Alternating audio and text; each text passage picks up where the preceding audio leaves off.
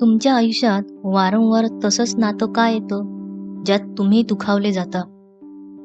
जर तुमचं प्रत्येक नातं तुमच्याच मनाचा आरसा असेल तर? आपण आयुष्यात प्रेम आणि समजून घेणं शोधतो, पण कधी कधी नाती दुःख देतात. प्रश्न आहे, नात्यांमध्ये बदल कुठून सुरू होतो? लेखिका लुईस एल हे सांगतात, आपण जसं स्वतःबद्दल विचार करतो तसेच लोक आपल्या आयुष्यात येतात.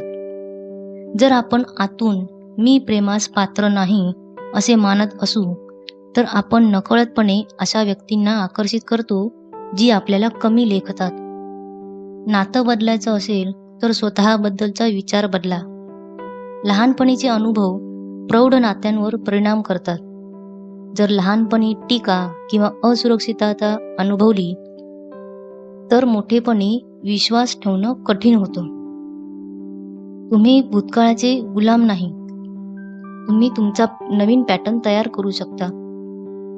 नात्यात तणाव आला की आपण एकमेकांना दोष देतो, पण लेखिका लुईस एल हे सांगतात, दोष देणं म्हणजे शक्ती गमावणं.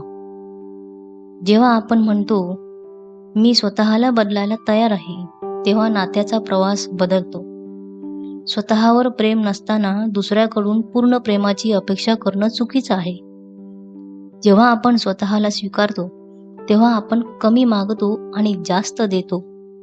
राग ठेवणं म्हणजे नात्याला जखम करणे, माफ करणं म्हणजे स्वतःला मोकळं करणं.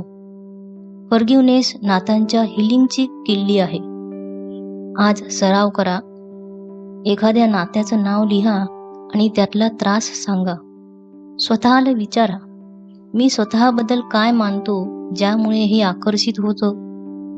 नातं सुधारण्यासाठी आपल्या दृष्टिकोनात बदल करा आणि स्वतःशी प्रेमाने वागा. व्हिडिओ आवडला तर लाईक, शेअर, सबस्क्राईब करा.